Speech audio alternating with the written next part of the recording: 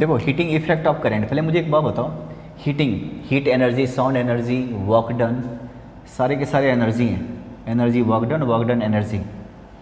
तो आपको पता है वर्क डन का फॉर्मूला तुम जानते हो, W इक्वल टू क्या होता था, V इंटू क्यू, मानते हो? तो W equal to work done, V का फॉर्मूला क्या होता था, Ohm's law, I into R, Q का फॉर्मूला क्या होता था, I इंटू टी, क्योंकि I equal to Q by T. तो यहाँ से वर्क डन इक्वल टू क्या हो गया, I square R T. Clear है, ये फॉर्मूला हो गया। ये रहा Ohm's law, V equal to I R. क्या होगा, मुझे अगर I हटाना है तो वर्क डन का फॉर्मूला क्या होता है, I स्क्वायर आर टी, ये रहा फॉर्मूला। मुझे I नहीं चाहिए तो I की जगह मैं क्या रख सकता हूँ, V by R, Ohm's law, V by R whole square R T, R से आर एक कैंसिल हो जाएगा तो V square by R T, एक और फार्मूला बन गया। इसमें I है ही नहीं, मान लो I गिवन नहीं है तो ये फार्मूला लगाइए, work done equal to I square R T. अब मुझे R नहीं चाहिए, मान लो R की जगह क्या रख सकते हो, V बाई आई, तो वर्क डन इक्वल टू क्या हो गया, I स्क्वायर, R की जगह V बाई आई रखो इंटू टी, तो यहाँ से वर्क डन इक्वल टू क्या हो गया, V आई, एक I से एक I cancel, V I T, है ना। ये देखो ये वर्क डन का फॉर्मूला हो गया। V potential difference, current, T time होता है, पता है आपको, ठीक है।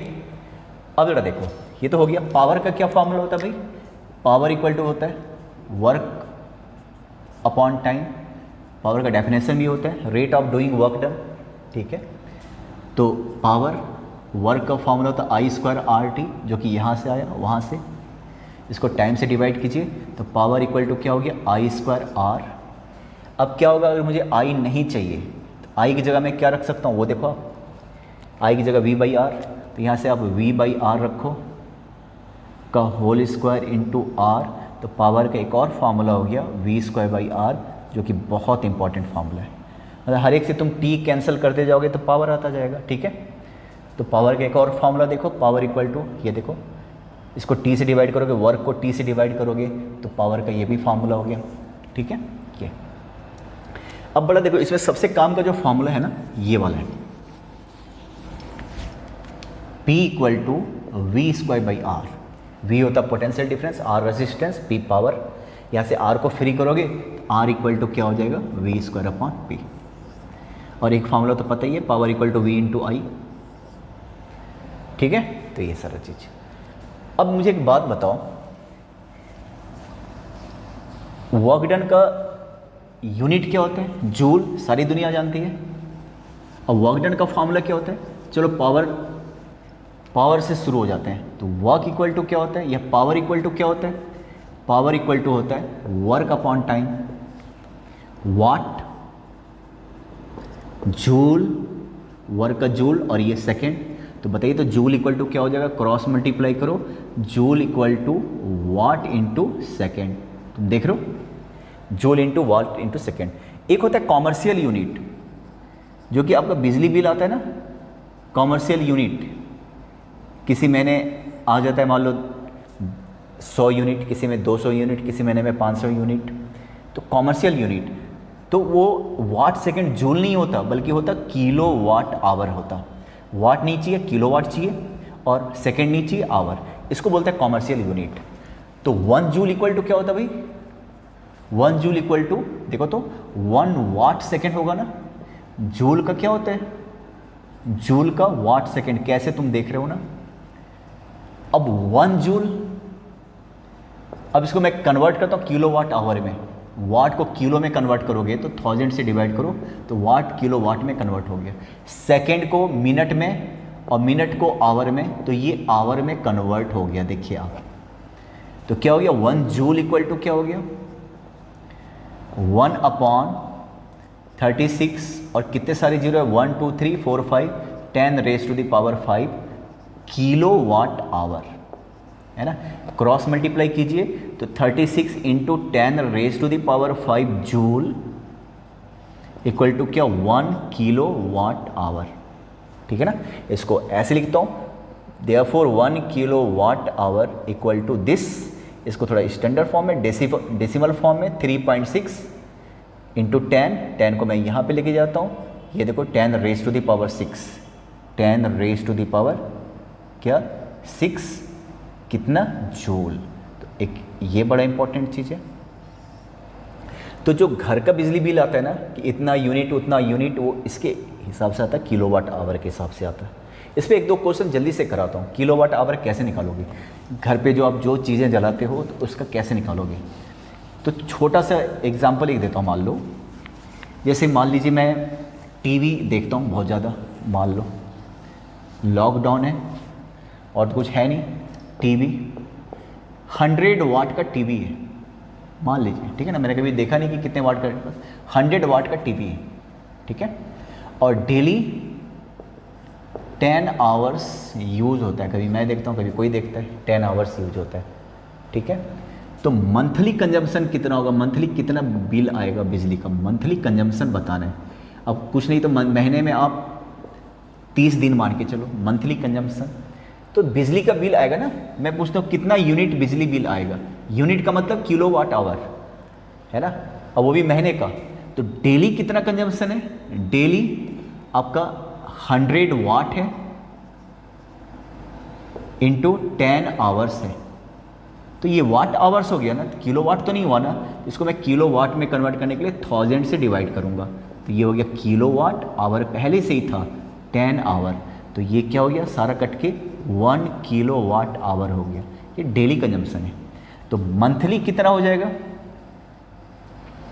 मंथली रोज का एक है, 30 दिन होता है वैसे, इतना किलोवाट आवर। तो बिजली बिल तुम्हारा आएगा 30 यूनिट बिजली बिल आएगा, 30 यूनिट्स का।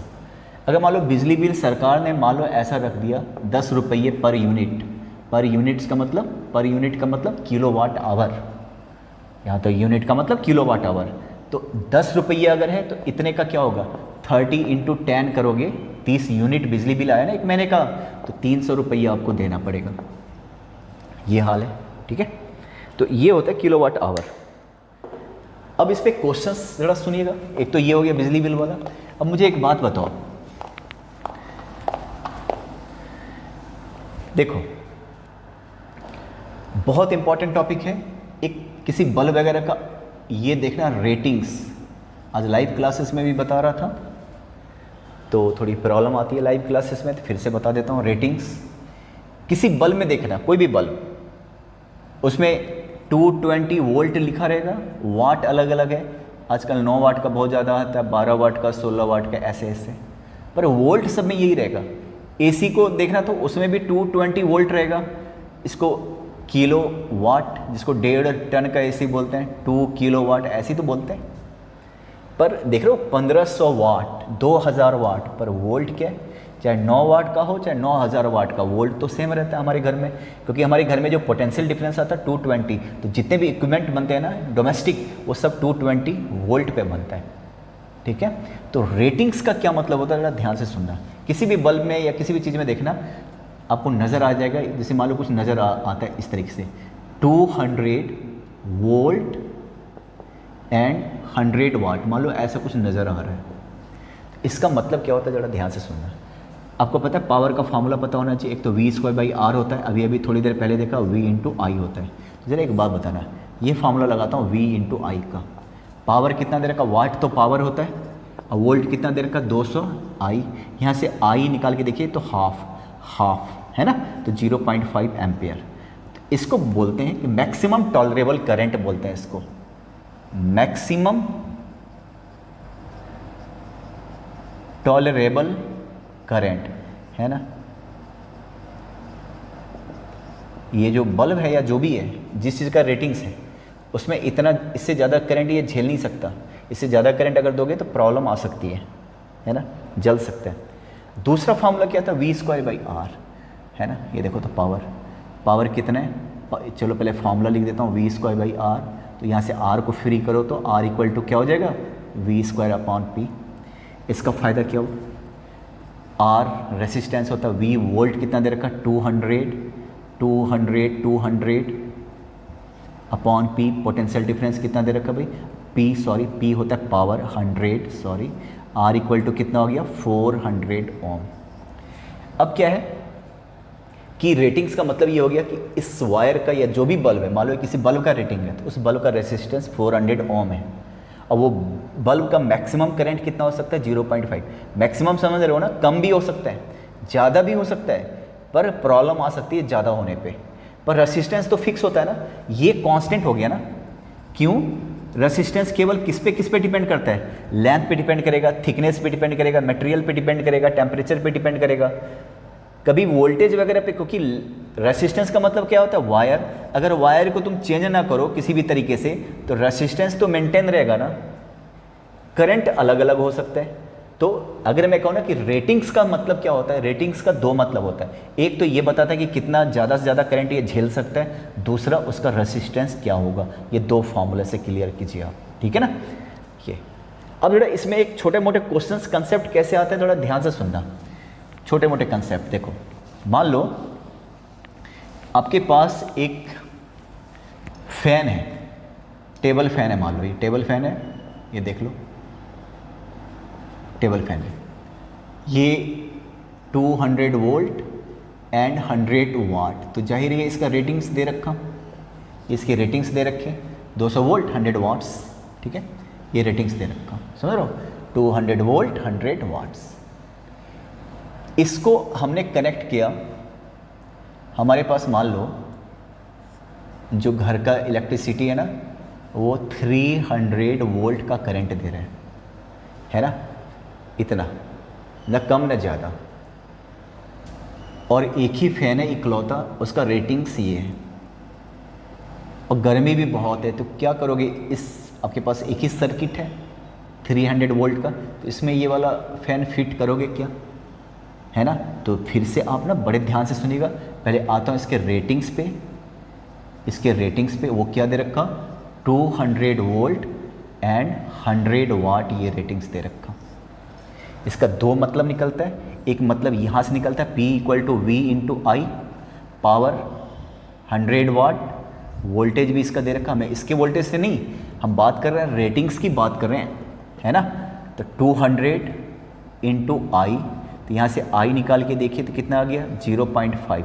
इसका मतलब मैक्सिमम टॉलरेबल करंट, कितना टॉलरेट कर सकता है, कितने करंट को ये झेल सकता है, 0.5।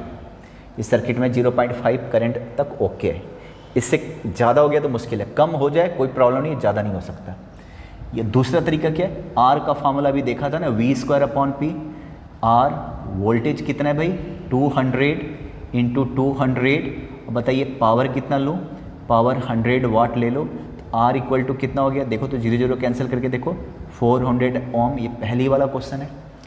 तो इसमें नया क्या है कि मैं इस वाले सर्किट से कनेक्ट कर सकता हूँ कि नहीं, है ना।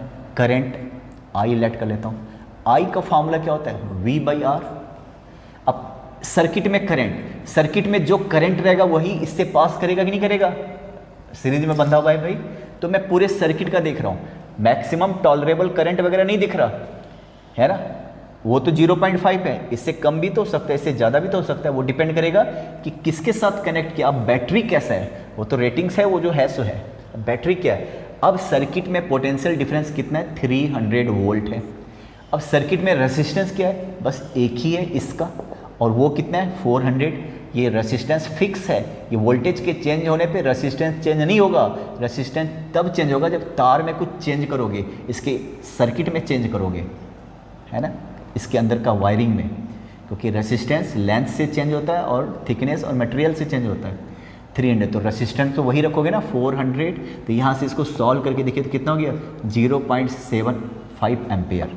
तो ज़रा एक बात बताओ, ये कितना झेल सकता है, आधा एम्पियर, और ये कितना हो गया, पौना एम्पियर, 0.75।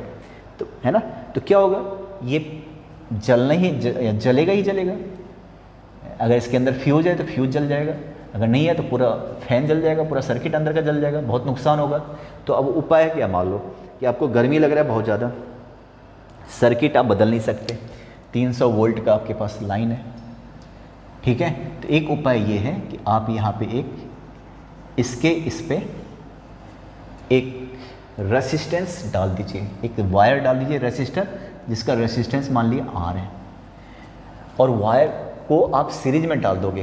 क्यों? क्योंकि जब भी तुम किसी को पैरेलल, आप जरा एक बात खुद सोचो ना, मान लो ये 6 ओम है और ये 12 ओम है, इतना सारा क्वेश्चन कर चुके हो।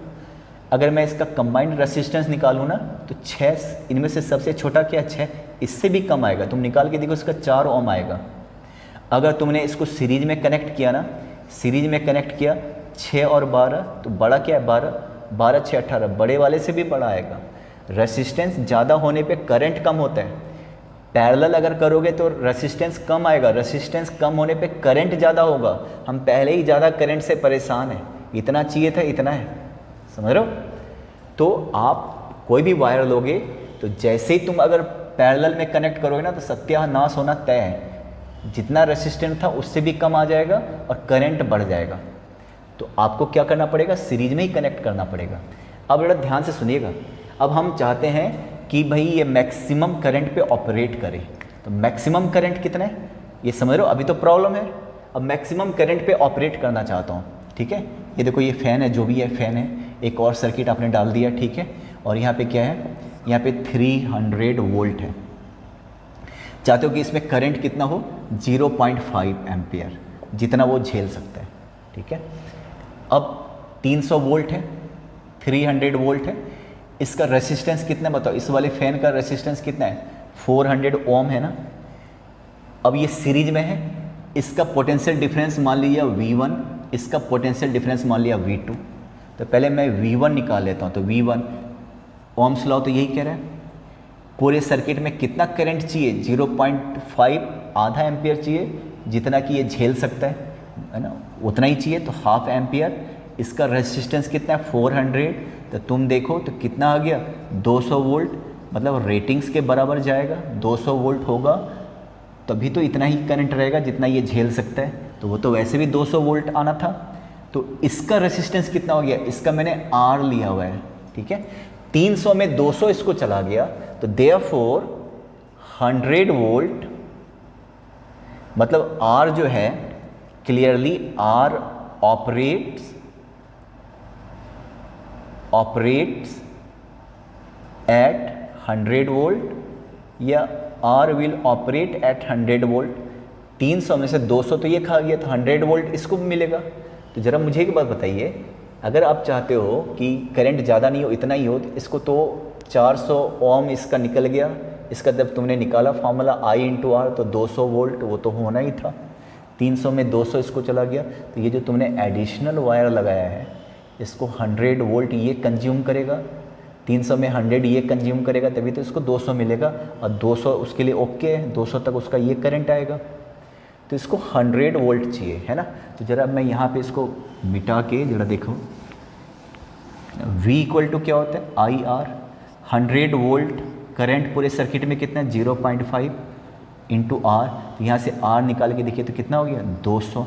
इसका मतलब क्या हो गया, जो भी तुम वायर लगाओगे उसका रेसिस्टेंस कितना होना चाहिए 200। अब कुछ इस टाइप का क्वेश्चन देखिए आप, है ना। देखो मान लो ये दो रेसिस्टेंस है, एक का 30 ओम ले रहा हूँ और एक 60 ओम, इसको मैं कनेक्ट कर रहा हूँ 90 ओम से, 90 वोल्ट बैटरी से। तो find heat produce by each resistor, यहाँ पे क्या हीट होगा, यहाँ पे क्या हीट होगा, है ना। कितने टाइम में, टाइम कुछ भी ले लो, मान लो 30 सेकेंड में लेता हूँ, 30 सेकेंड में यहाँ पे कितना हीट होगा, वहाँ पे कितना हीट होगा। अब जरा एक बात बताओ, बड़ा ध्यान से सुनना, ये किस में है, सीरीज में। तो सीरीज में क्या होता है ना कि अगर मान लो करंट I यहाँ से चला तो दोनों में करंट सेम होगा, तो इसका बड़ा फ़ायदा उठाएंगे। करंट क्या होता है, कांस्टेंट होता है, सेम होता है, इक्वल होता है। सीरीज में जितने भी वायर लगा दो सीरीज में, सब में क्या होता है, करंट तो सेम होता है। तो मैं करंट निकाल लेता हूँ पूरे सर्किट का, जो करंट आएगा पूरे सर्किट का वो यहाँ भी होगा, वो यहाँ भी होगा। तो सबसे पहले तो इक्विवेलेंट रेसिस्टेंस निकाल लीजिए इस दोनों का, दोनों सीरीज में है तो सीधा ऐड कर देते हो, तो कितना हो गया 90 ओम हो गया। तो बताइए तो करंट का फार्मूला क्या होता है, V बाई R। V कितना है 90 वोल्ट, और ये भी कितना है 90, तो I कितना हो गया 1 एम्पियर हो गया। तो इसका मतलब पूरे सर्किट में कितना करंट है, 1 एम्पियर का करंट है, 1 एम्पियर। फिर एनर्जी का फार्मूला होता, उसको हीट कह लो या कुछ भी कह लो, I² RT। I दोनों का सेम है, तो मैं यहाँ पे यही वाला फार्मूला लगाने वाला हूँ। बीच में अगर मैं पोटेंशियल डिफरेंस अगर मैं लाता हूँ ना, तो दोनों का पोटेंशियल डिफरेंस अलग अलग आएगा, क्योंकि सीरीज में आपको पता है सीरीज में करंट सेम होता है, पोटेंशियल डिफरेंस अलग अलग होता है। तो या तो पोटेंशियल डिफरेंस निकालो, तुम I निकाल ही चुके हो, 1 से मल्टीप्लाई करो, 30 इंटू 1 30 वोल्ट, इसका हो जाएगा 60 वोल्ट, टोटल 90 वोल्ट। या सिर्फ ये वाला फॉर्मूला लगाइए। आई तुम निकाल चुके हो, कितना आई है, आई 1 एम्पेयर, उसका रेसिस्टेंस कितना है 30, और ये रहा टी, ये मैं किसका निकाल रहा हूँ, heat produce by resistor of resistance 30 ओम। इस वाले का मैं एज 30 लिख लेता हूँ, तो इतना हो गया 30 टी जूल, इतना हीट यहाँ से निकला। 60 वाले से कितना निकलेगा, अब वो देखिए, आई स्क्वायर 1 का स्क्वायर, आर की जगह 60 इंटू टी, तो यहाँ से क्या हो गया भाई 60 टी जूल। अब तुम एक चीज़ देख रहे हो, उसका 30 है, इसका 60 है, रेसिस्टेंस यहाँ पे डबल है, तो हीट भी यहाँ पे डबल हो गया। रेसिस्टेंस अगर आधा होता तो हीट भी क्या हो जाता, आधा। 1 मार्क्स के लिए अलर्ट रहिएगा। तो यहाँ पे एक कंक्लूजन निकलता है सीरीज के लिए, जरा ध्यान से सुनना। सीरीज हीट या वर्क डन कुछ भी कह लो, heat is directly proportional to resistance. Heat is directly proportional to resistance. Resistance अगर ज़्यादा होगा तो हीट ज़्यादा होगा, रेसिस्टेंस अगर कम होगा तो हीट कम होगा। तो सीरीज के लिए मैं देखता हूँ पैरेलल में भी यही बात हो रहा है क्या, कि कुछ फ़र्क पड़ रहा है पैरेलल में। अभी चेक कर लेता हूँ। तो देखिए ज़रा, अब ये 30 सेम रखता हूँ, बस इसको पैरेलल में कनेक्ट कर लेता हूँ। 30 ओम एंड क्या 60 ओम, ये देखिए आप, है ना, पहले भी 90 वोल्ट था, अब साफ दिख रहा है कि पैरेलल है। अब हीट निकालना है कि यहाँ पे कितना हीट होगा, वहाँ पे कितना हीट होगा, ऊपर वाले में कितना हीट, नीचे वाले में कितना हीट। सीरीज में तो पता ही चल गया, जिसका रेसिस्टेंस ज़्यादा होगा उसका हीट भी ज़्यादा होगा। सीरीज में तो यही पता चला। पैरेलल में देखो तो अब 90 वोल्ट के साथ दोनों कनेक्टेड है, तो इसके अक्रॉस पोटेंशियल डिफरेंस क्या होगा, वही जो पूरे सर्किट का है। आपको पता है करंट अगर आई है तो करंट 2 पार्ट में डिवाइड हो जाएगा, तो करंट सेम नहीं रहेगा। पर पैरेलल में क्या होता है,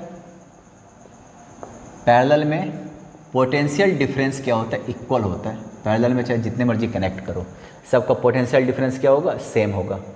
तो 90 वोल्ट है तो यहाँ भी कितना हो गया 90 वोल्ट, यहाँ भी इसके क्रॉस भी कितना हो गया 90 वोल्ट, इसके क्रॉस भी कितना हो गया 90 वोल्ट।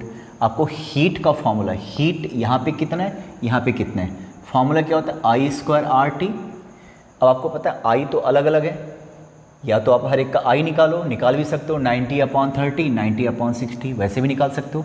या आई निकालने से बचना चाहो तो आई की जगह क्या, Ohm's law, I equal to क्या होता है V/R square R T. H का फॉर्मूला क्या हो गया V²/RT, तुम डायरेक्ट भी लगा सकते थे। अब मैं यहाँ पे लिखता हूँ H30, मतलब ऊपर वाले में कितना हीट है, ऊपर वाले में H30, तो वोल्टेज कितना है 90 का स्क्वायर, और R कितना है उसका ऊपर वाले का 30 इंटू टी। तो यहाँ से निकाल के देखो तो H30 इक्वल टू हो जाएगा 270 टी जूल, ऐसा हो जाएगा। उसी तरीके से H60 में निकालो, फॉर्मूला तो वही हो जाएगा V²/RT, तो यहाँ पे आ जाएगा 135 जूल आ जाएगा, है ना, आ जाएगा। तुमने क्या देखा कि जिसका रेसिस्टेंस ज़्यादा था यहाँ पे हीट कम प्रोड्यूस हो रहा, जिसका रेसिस्टेंस कम है यहाँ पे हीट ज़्यादा प्रोड्यूस हो रहा है। तो पैरेलल में उल्टा हो रहा है। तो पैरेलल में क्या निष्कर्ष निकला भाई, किस कंक्लूजन पे पहुँचे हो, in parallel combination heat is inversely proportional to resistance. Series में क्या था, रेसिस्टेंस डबल था, हीट भी डबल हो गया। पैरेलल में क्या है कि रेसिस्टेंस आधा हो गया, डबल हो गया, तो हीट क्या हो गया, हाफ हो गया। 1 मार्क के क्वेश्चन के लिए ध्यान रखना, है ना, क्लियर है। जैसे देखिए फॉर एग्जांपल जरा एक बात बताओ, यहाँ पे मैं रखता हूँ 100 और यहाँ पे रखता हूँ 50, ठीक है ना। कहेगा बताओ हीट का रेशियो बताओ, heat produce in 100 ohm resistor, heat produce in 50 ohm resistor. Ratio अगर पूछे तो आपको पता है पैरेलल में क्या होता है, इन्वर्सली प्रोपोर्शनल होता है। रेसिस्टेंस जिसका ज़्यादा होगा उसका हीट कम होगा, तो रेसिस्टेंस इसका ज़्यादा है तो यहाँ पे हीट कम होगा, और इसका रेसिस्टेंस डबल है तो क्या हो जाएगा, यहाँ पे हीट आधा हो जाएगा। तो इसका अगर 1 लेता हूँ ना तो इसका 2 हो जाएगा, है ना। तो जिसका रेसिस्टेंस कम है उसका हीट ज़्यादा होगा, किसमें, पैरेलल में। अगर यही चीज़ सीरीज में होता तो ऐसा, अगर मैं इस तरीके से कर लूँ, देखो ज़रा, ये देखो, ये 100 और ये 50, तो अब जिसका रेसिस्टेंस ज़्यादा होगा उसका हीट ज़्यादा होगा। यहाँ पे रेशियो क्या होता, 100 और 50 का, ये डबल है तो यहाँ पे हीट भी डबल हो जाएगा। ये डबल था तो इसका ही आधा हो गया, ये 2 है तो ये 1 है। समझ रहे हो ना फ़र्क है, देखो ये फ़र्क है। तो 1 मार्क के लिए तुम ध्यान रखना इस चीज़ का।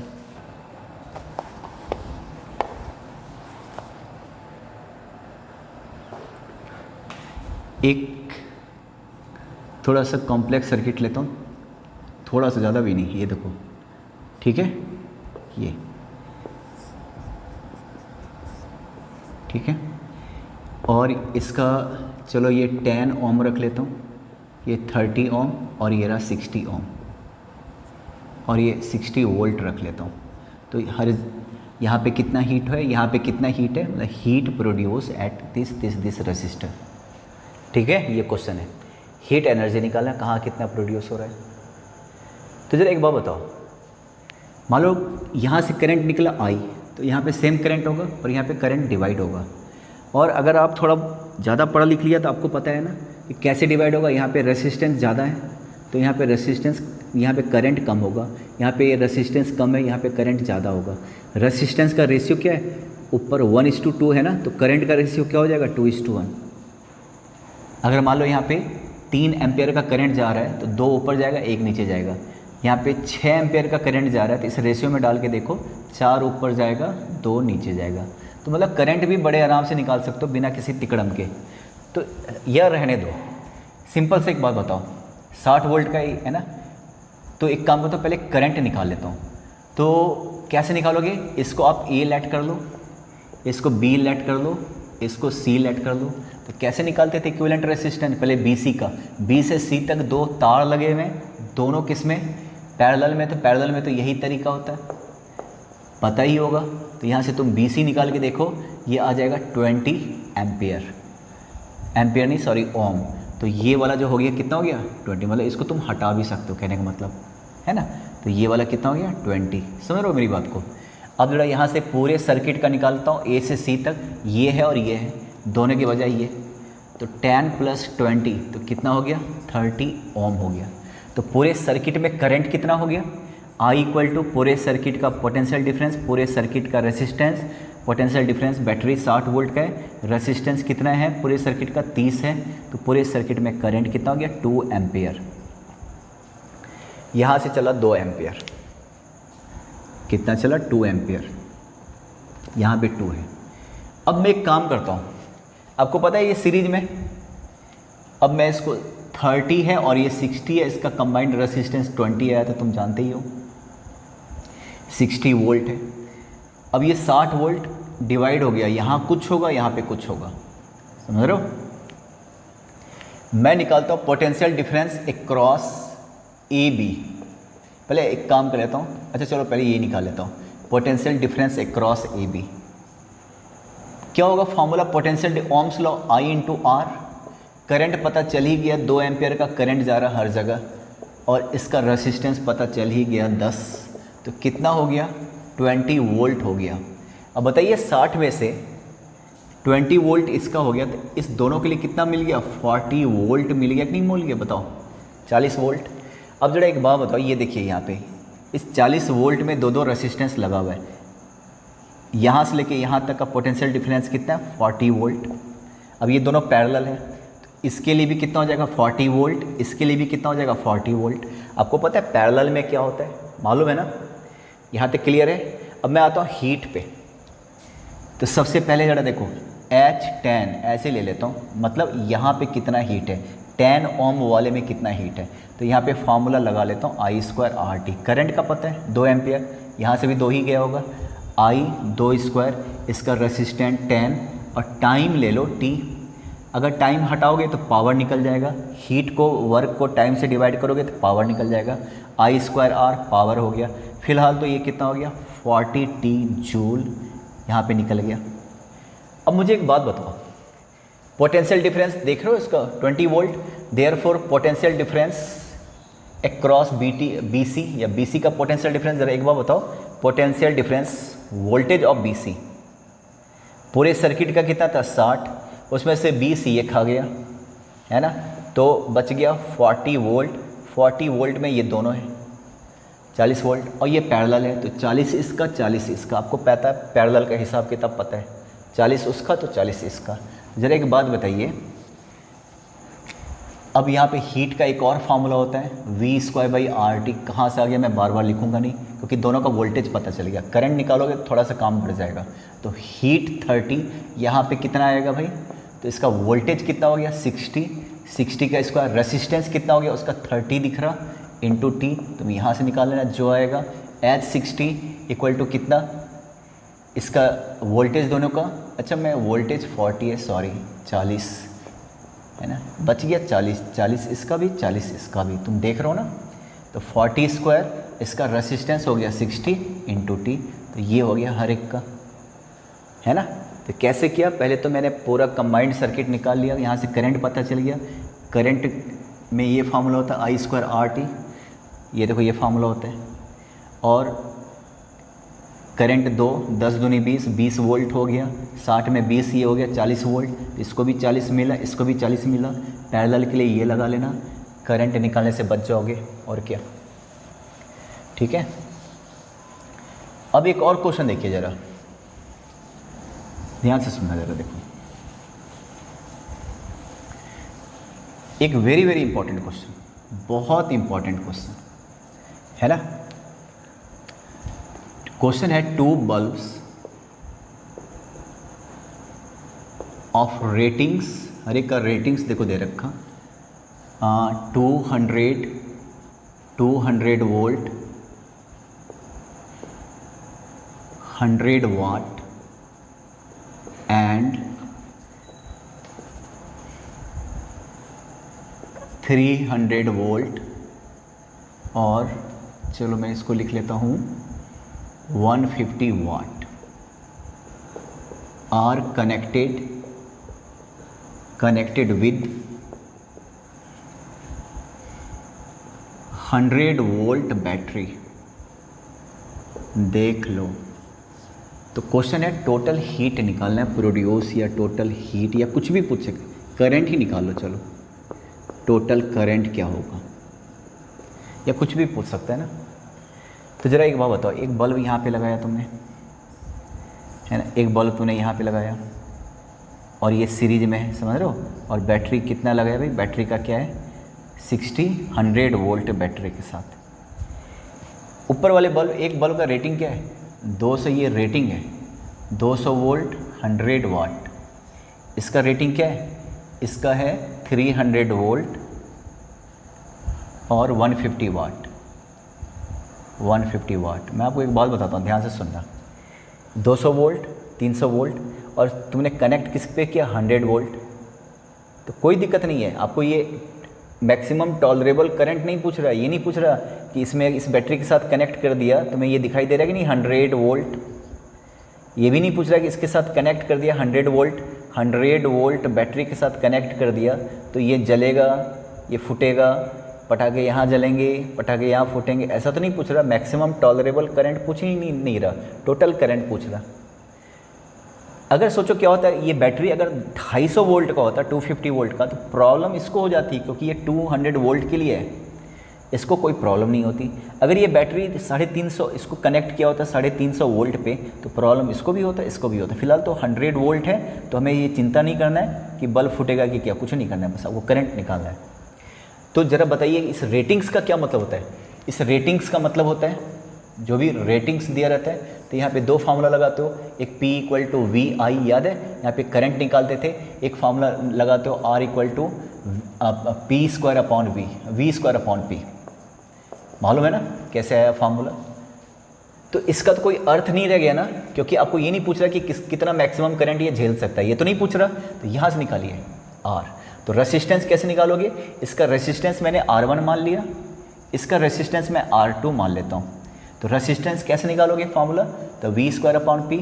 इसका रेटिंग्स क्या है, रेटिंग्स देखो 200 है तो 200 × 200 पावर। तो R1 यहाँ से क्या हो गया, R1 = हो गया 400 ओम। वैसे तुम R2 निकालो, R2 तो कितना हो गया V²/P, फार्मूला तो यही होता है। इसका वोल्टेज कितना हो गया 300 × 300 पावर कितना है भाई 150, क्लियर है ना। तो ये हो गया 2, ये कितना हो गया 600 ओम। अब इस दोनों को तुमने क्या किया पैरेलल में। इसके बाद आपको पता है ना क्या करना है, इक्विवेलेंट रेसिस्टेंस निकालना होगा आपको, ठीक है, क्वेश्चन पढ़ चुके हो।